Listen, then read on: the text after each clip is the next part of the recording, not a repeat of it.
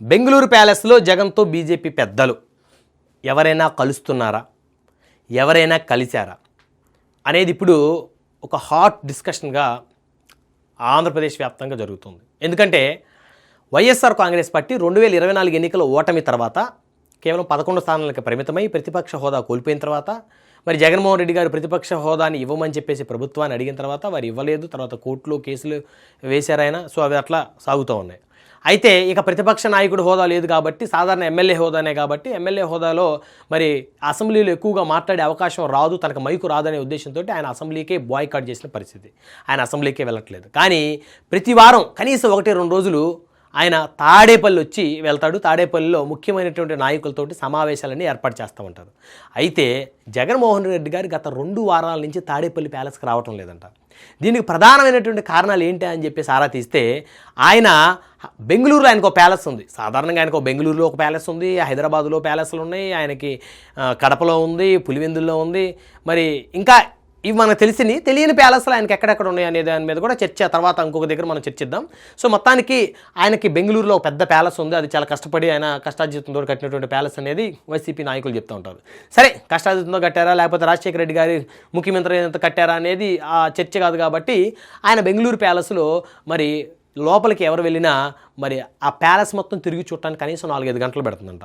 So అంత పెద్ద palace ఉంది కాబట్టి అంతరంగిక చర్చలు, వ్యవహారాలు ఆ ప్యాలెస్లో చర్చిస్తే ఎవరికి కూడా తెలిసేటువంటి పరిస్థితి ఉండదు.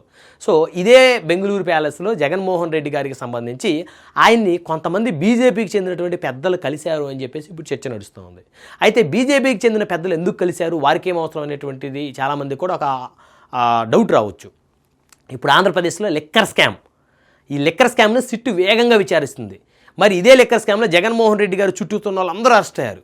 ఆఖరికి ఆయన సీఎంఓ కార్యదర్శిగా ఉన్నటువంటి ధనుంజయ రెడ్డి గారు, ఆయన ఓఎస్డీ కృష్ణమోహన్ రెడ్డి గారు, అదేవిధంగా చెవిరెడ్డి భాస్కర్ రెడ్డి గారు, సో మిథున్ రెడ్డి గారు ఎంపీ, ఆయన కూడా అరెస్ట్ అయ్యాడు. ఇంకా నెక్స్ట్ అరెస్ట్ జగన్మోహన్ రెడ్డి గారు అనేటువంటి చర్చ నడుస్తూ ఉంది.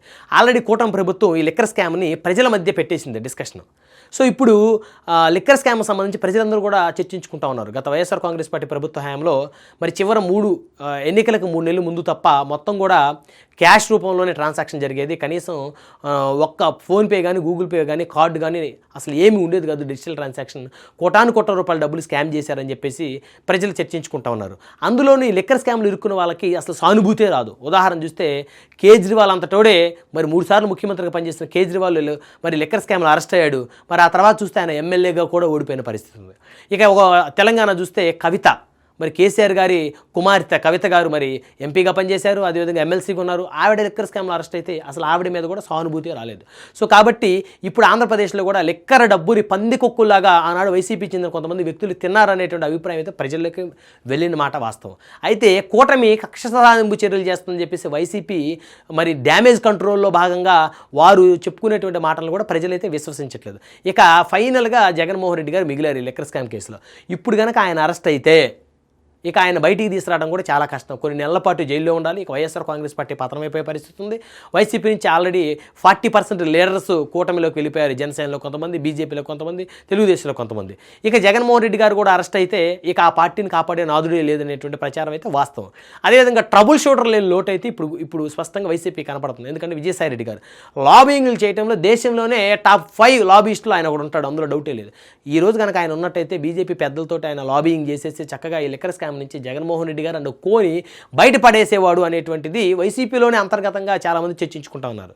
సో ఇకపోతే ఇప్పుడు ఈ లిక్కర్ స్కామ్ కేసు నుంచి తాను ఏ విధంగా అయినా సేవ్ అవ్వాలి, తాను అరెస్ట్ కాకూడదు, తాను జైలుకి వెళ్ళకూడదు అనేటువంటి ఉద్దేశంతో జగన్మోహన్ రెడ్డి గారు బీజేపీ పెద్దలకి సరెండర్ అయ్యారని, సో బీజేపీకి ఏది కావాలన్నా తాను చేస్తానని, వచ్చే ఎన్నికల్లో బీజేపీకి సంబంధించి ఎంత సపోర్ట్ అయినా ఇస్తానని, అదేవిధంగా తన దగ్గర ఉన్నటువంటి కొంత డబ్బులకు సంబంధించి కూడా బీజేపీ పెద్దలకి జగన్మోహన్ రెడ్డి గారు ఎర్రగా చూపుతున్నారు అనేటువంటి ఒక చర్చ ప్రచారం ఆంధ్రప్రదేశ్ రాష్ట్ర వ్యాప్తంగా ఊపందుకుంది.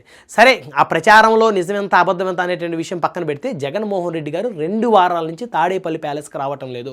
ఆయన బెంగళూరు ప్యాలెస్లోనే ఉన్నారు. ఇక మిథున్ రెడ్డి గారు అరెస్ట్ అయిన దగ్గర నుంచి జగన్మోహన్ రెడ్డి గారు గజగజ వణికిపోతున్నారు. నెక్స్ట్ తన్నే అరెస్ట్ చేస్తారనే అభిప్రాయాలు స్పష్టంగా కనపడుతుంది. ఎందుకంటే చంద్రబాబు నాయుడు గారిని మరి గతంలో స్కిల్ స్కామ్ కేసులు అరెస్ట్ చేసి రాజమండ్రి సెంట్రల్ జైలు స్నేహ బ్లాక్కు పంపించారు. దాదాపు ఆయన 50 రోజులు పైగానే రాజమండ్రి సెంట్రల్ జైలు చంద్రబాబు నాయుడు గారు ఉన్నారు. అనేక అవస్థలు పడ్డారు, అష్ట కష్టాలు పడ్డారు.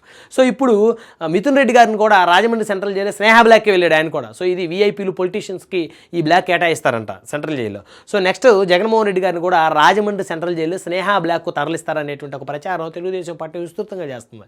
సో మొత్తానికైతే జగన్మోహన్ రెడ్డి గారు మిథున్ రెడ్డి గారు అరెస్ట్ అయిన తర్వాత భయంతో వణికిపోతున్నారు అనేటువంటిది అయితే ప్రజల్లో నలుగుతున్నటువంటి చర్చ.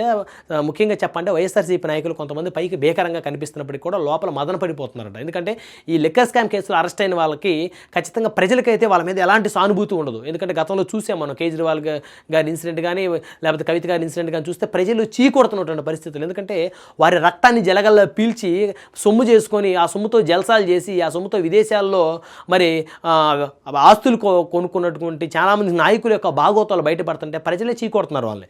సో కాబట్టి ఈ లిక్కర్ స్కామ్ కేసులో కనుక జగన్మోహన్ రెడ్డి గారు అరెస్ట్ అయితే వైఎస్ఆర్ కాంగ్రెస్ పార్టీకి పతనం తప్పదనేటువంటి ఒక బలమైనటువంటి ఒక ఆలోచన అయితే ఆయనకైతే ఉన్నట్టయితే స్పష్టంగా అర్థమవుతుంది. సో కాబట్టి బీజేపీ పెద్దలతోటి ఆయన ఏదో మంతనాలు జరుపుకొని లిక్కర్ స్కామ్ కేసు నుంచి జగన్మోహన్ రెడ్డి గారు బయటపడాలి అనేటువంటి ఆలోచనలో ఉన్నారంట. కాబట్టి ఆయన 2 వారాల నుంచి కూడా ఆయన ఎక్కడైతే బెంగళూరు ప్యాలెస్ నుంచి కదలట్లేదంట, బయటికి రావట్లేదంట, తాడేపల్లి ప్యాలెస్కి రావట్లేదంట, ఎవరిని కలవట్లేదంట. కేవలం లిక్కర్ స్కామ్ మీద ఆయన ఎలా బయటపడాలి ముందు. కాబట్టి మరి ఢిల్లీలో ఉన్నటువంటి బీజేపీ పెద్దలకు సంబంధించి కొంతమందిని మరి వారి దోతల్ని పిలిపించుకొని మరి బెంగళూరు ప్యాలెస్లో కూర్చొని ఆయన చర్చిస్తున్నాడంట. అదేవిధంగా కర్ణాటక సంబంధించి కొంతమంది బీజేపీ నాయకులతో కూడా మరి బీజేపీ పెద్దలకైతే ఆయన రాయబారం పంపిస్తున్నాడంట. భవిష్యత్తులో బీజేపీకి ఏది కావాలంటే అది చేస్తాను, నన్ను ఈ ఒక్కసారి బయటపడండి, ఈ యొక్క కేసు నుంచి నన్ను బయటపడండి, నేను కనుక ఇరుక్కున్నానంటే నా రాజకీయ భవిష్యత్తు స్మాష్ అయిపోతుందని చెప్పేసి పాపం జగన్మోహన్ రెడ్డి గారు బెంగళూరు ప్యాలెస్లో బీజేపీ పెద్దలను అయితే వేడుకుంటున్నారని అయితే రాష్ట్ర వ్యాప్తంగా చర్చ జరుగుతుంది. సో మొత్తానికి బీజేపీ పెద్దలు ఒకవేళ జగన్మోహన్ రెడ్డి గారు బయటపడేస్తారా? ఇప్పుడు కనుక లిక్కర్ స్కామ్ కేసులో కనుక జగన్మోహన్ రెడ్డి గారు అరెస్ట్ కాకపోతే ఖచ్చితంగా భారతీయ జనతా పార్టీ పెద్దలు జగన్మోహన్ రెడ్డి గారిని సేవ్ చేశారనేటువంటి ఒక ఆలోచనలో కూడా తెలుగు రాష్ట్రాల ప్రజలు వస్తారు. సో అది బీజేపీకి వచ్చే ఎన్నికల్లో వారికి మైనస్గా మారుతుంది. ఎందుకంటే అవినీతి పరులందరినీ బీజేపీ సేవ్ చేస్తుంది అనేటువంటి ఒక అభిప్రాయం ఎప్పటి నుంచో ప్రజల్లో ఉంది. సో ఇప్పుడు కనుక ఈ లిక్కర్ స్కామ్ కేసులో జగన్ గారు అరెస్ట్ కాకపోతే ఖచ్చితంగా బీజేపీ అగ్రనాయకత్వం, ఢిల్లీలో ఉన్న బీజేపీ అగ్రస్థాయి నాయకులు జగన్మోహన్ రెడ్డి గారిని బయటపడేశారనేటువంటి ఒక ఆలోచనలో కూడా ప్రజలు వస్తారు. సో దానివల్ల బీజేపీకే కాదు, ఆంధ్రప్రదేశ్లో ఉన్న జనసేనకి తెలుగుదేశం కూడా రాజకీయంగా ప్రమాదం వాటిల్లేటువంటి పరిస్థితి స్పష్టంగా ఉంది. కాబట్టి మరి ఈ liquor scam case, AP liquor scam case సంబంధించి జగన్మోహన్ రెడ్డి గారు వ్యూహాలు ఏ మేరకు ఫలిస్తాయి, భారతీయ జనతా పార్టీ జగన్మోహన్ రెడ్డి గారిని ఏ మేరకు సేవ్ చేస్తుంది అనేది వేచి చూద్దాం.